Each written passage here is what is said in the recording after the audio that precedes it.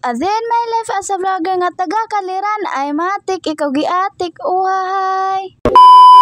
Karong adlaw managkot di ay mi kay karon man di ang kalagalag. Nangadto na po di ay mi hapit di mi diri sa galagalan kanilang ta sa mga galaga katuning agi namong gikati. Alas 5 pa di ay nagipukaw na mi papa kay mangadto na lagi daw mi kay managkot. Klaro pa kay nasa kuang mata nga sa payud nang katulugaw na. Buntag pa kayo sayo na anag yun ang init. Ninya di po na mawala ato ang kandila. Lisod po mo antura tagway kandila. Pila ka oras na abot aday mi diri sa Simangol. Og diri na lang day mi ning dunggo kay linaw raman pud ang tubig. Kung adto pa migtaglibian nasa pa yun ang hangin-hangina. Matik di yun na mawala tong manghod kay ning hilak man gyud na para lang makakuyog. Mao day na ako ang mga kauban wala day kakuyog dira si mama kay gabantay lagi tindahan. Hasta gyud day nagkalibunan sa mga giagian. Ug wala gyud ko nasipyat diri kay hangin-hangin gyud. Ay kalami ba gyud day diri tambayan kay hangin-hangin peaceful kayo nya nindot pa gyud kayo ang view. Makakanta na jud kag wag mo na tayong umuwi pero atik ra uhay. Pila ka minuto naabot na day mi diri sa sementeryo. Nindirect na dayon mi diri sa lubungan sa kuan lola. Hay lola giduan na pud kanamo. Pag human na maglimpyo sa lubong ni lola ama na dayon gidagkutan ang kandila sa kuang manghod ug nanagkot na day ay mi. Bisan pa magwala na mi kaapas ni mula nara gyapon kay apo nga maduaw nimo.